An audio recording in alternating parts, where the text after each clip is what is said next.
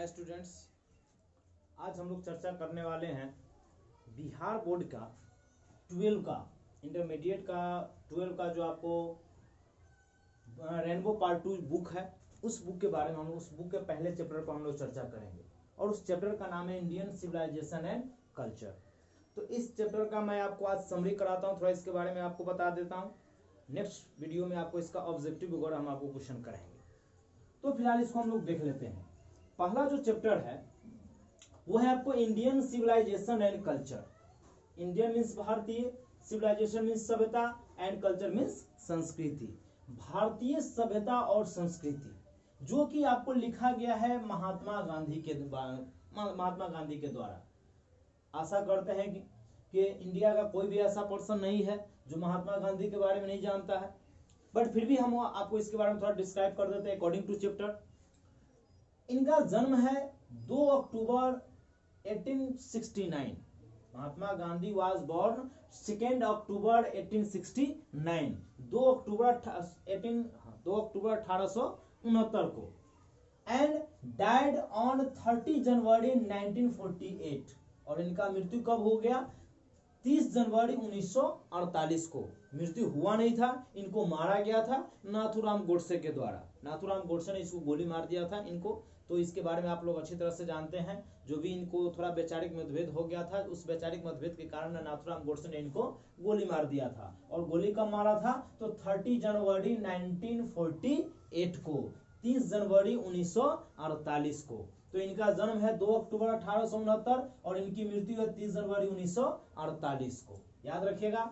इनके पेरेंट्स यानी इनकी माँ और इनके पिताजी, तो पेरेंट्स यानी कि इनकी माता जी का नाम है पुतलीबाई गांधी, और इनके पिताजी है उनका नाम है करमचंद गांधी। ठीक है, चलिए तो हम लोग यहाँ पर थोड़ा गांधी जी के शॉर्ट बायोग्राफी देखते हैं, थोड़ा इनके बारे में देख लेते हैं कि वो क्या थे उसके बारे में।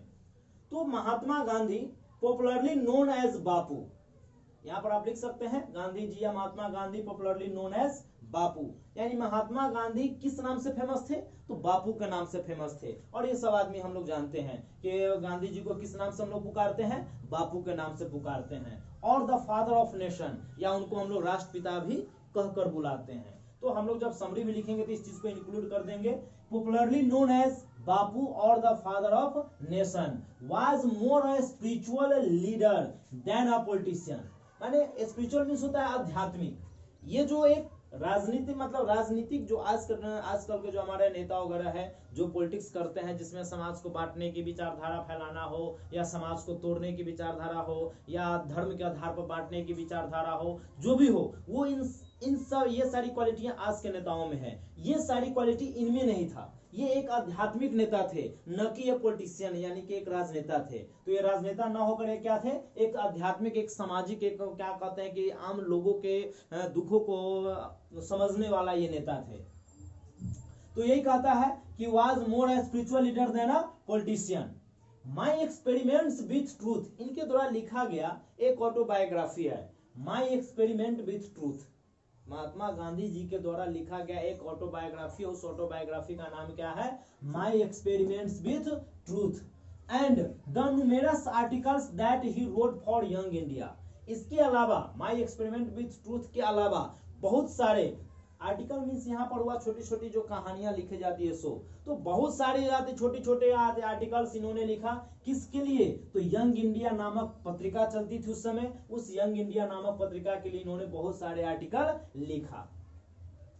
The western civilisation which has the tendency to privilege materiality. ये आपको तो पता है कि इंडियन वेस्टर्न सिविलाइजेशन जो है वो मतलब वस्तु को अधिक से अधिक प्रयोग करने का वो अधिकार बताते हैं। यानी वो जब कहता है कि मैंने उसकी जो मोटो है, वो मोटो ही वही है कि वो वस्तु का प्रयोग करे, मटेरियल का यूज करे, मशीनरी का यूज करे, इंडस्ट्री का यूज करे। लेकिन भारतीय सभ्यता कभी भी आपको इंडस्ट्री को सपोर्ट नहीं किया, वो मटेरियलिटी को नहीं सपोर्ट नहीं किया।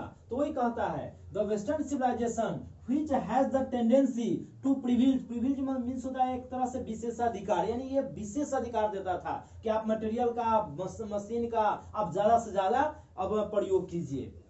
Can not match the Indian civilisation that elevates the moral being. कहता है कि ये जो वेस्टर्न सिविलाइजेशन जो है, जो आपको मटेरियलिटी को आपको प्रमोट करता है, वो कहता है कि विशेष अधिकार देता है, वो कहता है कि आप वस्तु का ज्यादा से ज्यादा इस्तेमाल कीजिए, वो सिविलाइजेशन आपको इंडियन सिविलाइजेशन से कहीं भी किसी भी तरह में कंपेयर नहीं किया जा सकता उस सिविलाइजेशन से, क्योंकि हमारा सिविलाइजेशन जो है वो मोरल विंग को फॉलो करता है, यानी यह मनुष्य को फॉलो करता है, मनुष्य की विचारधारा को फॉलो करता है। हम ऐसे रहे जो हमारी विचारधारा, हमारी परंपरा, हमारा अस्तित्व हमेशा बरकरार रहे। तो इस साथ क्या कहते हैं, सभ्यता का कंपेयर वेस्टर्न सिविलाइजेशन के सभ्यता से कोई कंपेयर किया ही नहीं जा सकता है। तो ये था इनके बारे में शॉर्ट बायोग्राफी। अब थोड़ा हम लोग समरी में आ जाते हैं। जब हम लोग एग्जाम में समरी लिखे तो उसमें हम लोग इसको इंक्लूड कर देंगे, बट यहाँ पर हम फिलहाल अलग अलग बता रहे हैं। थोड़ा ऑटोबायोग्राफी, शॉर्ट बायोग्राफी बता दिए, फिर आपको जो चैप्टर है वो चैप्टर का हम आपको बताने जा रहे हैं। तो देख लीजिएगा, यहाँ पर आपको पता है इंडियन सिविलाइजेशन एंड कल्चर, आपको पता है इसी चैप्टर के बारे में हम लोग बात करने जा रहे हैं। तो Indian civilisation and culture is a remarkable essay written by our father of nation Mahatma Gandhi, यानी कहता है कि हमारे जो राष्ट्रपिता है महात्मा गांधी, इनके द्वारा जो एक एसे लिखा गया है, रिमार्केबल, एक देख माने क्या कहता है कि बढ़िया सा, रिमार्केबल मतलब होता है कि ध्यान देने योग्य। तो एक ऐसा एसे लिखा गया है जो हर इंडियन को, हर भारतवासी को इस चीज पर ध्यान देना चाहिए, इस चीज को पढ़ना चाहिए, इसके बारे में हमें अध्ययन करनी चाहिए। तो एक रिमार्केबल आपको क्या कहते हैं कि एसे लिखा, उस एसे का नाम है Indian civilisation and culture. In this essay यानी इंडियन सिविलाइजेशन एंड कल्चर में ही compares Indian civilisation to the civilisation of the west. यहाँ पर इन्होंने इंडियन सिविलाइजेशन का कंपेयर वेस्टर्न सिविलाइजेशन से किया है। That means civilisation of west का मतलब वह वेस्टर्न सिविलाइजेशन से कंपेयर किए हैं। And finds it superior to all, और इन्होंने कंपेयर करके पाया कि जो इंडियन सिविलाइजेशन है वो विश्व के किसी भी सभ्यता से कहीं बेहतर है, यानी भारतीय सभ्यता संस्कृति के इक्वल में कोई भी सभ्यता या संस्कृति नहीं है। फिर आगे हम लोग करेंगे, our Indian civilisation is the most ancient, हमारा जो इंडियन सिविलाइजेशन है वो सबसे प्राचीन है। द मोस्ट विचुअल, और काफी महत्वपूर्ण है। विचुअल मीन्स होता है महत्वपूर्ण, तो एंशियंट मीन्स होता है प्राचीन। तो कहता है कि our Indian civilisation is the most ancient, वो बहुत पुराना है। द मोस्ट विटल, बहुत महत्वपूर्ण है।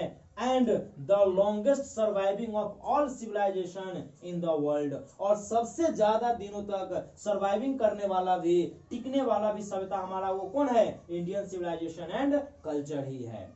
So our civilisation can teach the world, इसलिए हमारा सिविलाइजेशन जो है वो पूरे दुनिया को यह बात पढ़ाता है, एक पाठ पढ़ाता है, एक सबक पढ़ाता है। देयरफॉर, इसलिए we need not copy of the western civilisation, इसलिए हमें वेस्टर्न सिविलाइजेशन की कॉपी करने की कोई आवश्यकता नहीं है। तब तक इसको लिखिए, फिर हम इसको मिटाकर फिर आगे बढ़ते हैं।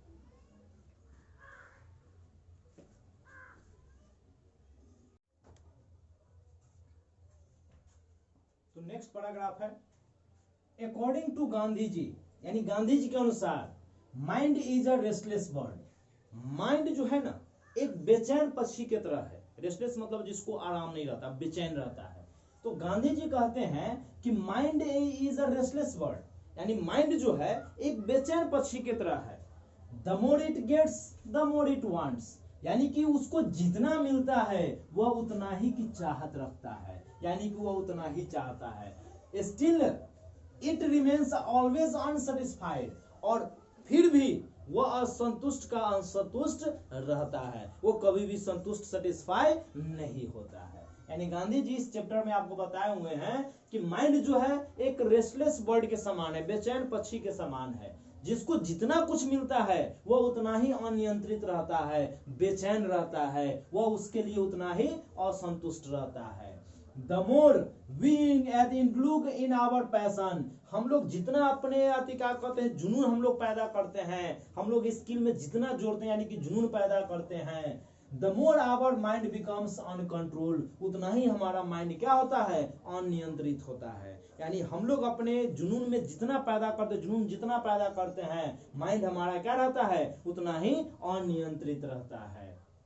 और अंत में लास्टली अंत में गांधी जी सेज दैट, गांधी जी एक बात बताए हैं कि it behoves every lover of India to clings to the old Indian civilization. कहता है कि अंत में गांधी जी ये बताना चाहते हैं कि भारत प्रत्येक भारतीयों को अपनी सभ्यता के साथ ऐसे चिपके रहना चाहिए